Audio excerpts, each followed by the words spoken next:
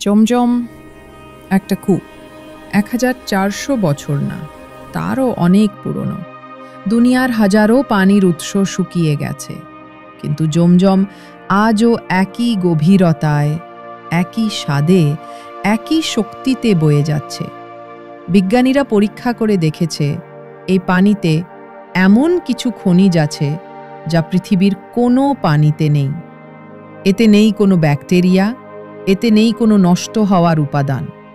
Fridge ছাড়াই কোনোদিন পচে না। কারণটা কি জানেন?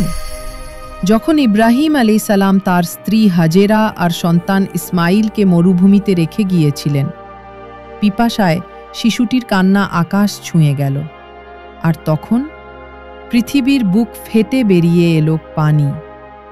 আল্লাহর রহমত, আল্লাহর অলৌকিক নিদর্শন। জমজম শুধু পানি নয়, এটা দোয়া, আরশের ছোঁয়া।